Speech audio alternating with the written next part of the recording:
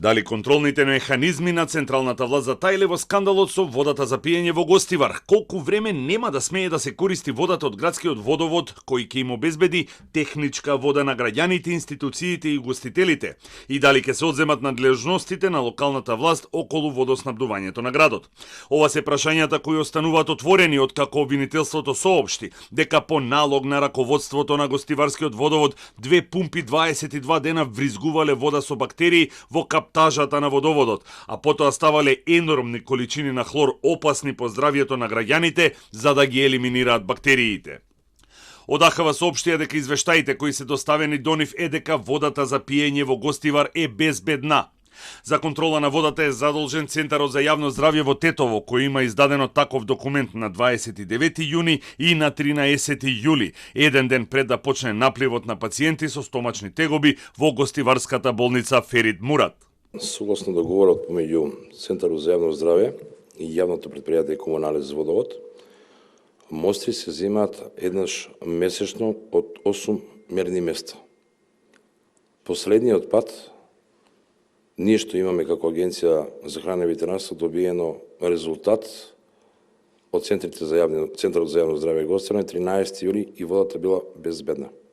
Директорката на Гостиварскиот водовод Асани по закон била должна да го извести Министерството за екологија дека планира да постави пумпи и потоа да чека одобрение. За секоја измена која планира да ја направи јавното комунално претпријатие Гостивар или било кое јавно комунално претпријатие, треба прво да поднесе барање до Управата за животна средина, сектор води, тие да го разгледаат тоа и истите да дадат или одобрение или пак одбивање, нели.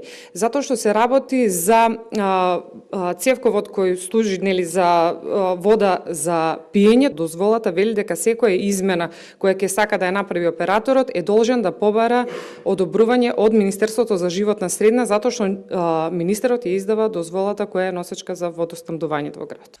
Вчера се земени нови мостри од градскиот водовод кои се доставени до Институтот за јавно здравје на микробиолошка и физичко-хемиска анализа, а забраната за користење на градскиот водовод и за технички потреби останува на сила. Од АХВ се децидни дека водата од чешма не смее да се користи ниту за миење на садови и дека угостителите, производителите на храна и институциите мора да се снабдат со техничка вода, која Гостивар ја нема. Насоки, како и од каде да се набави, нема. Доколку не обезбедат вода техничка за условите кои што се дадени согласно правилникот за квалитетот на водата за пиење, истите ќе бидат казними согласно прекршочните санкции кои што ги имаме во Законот за прекршоци.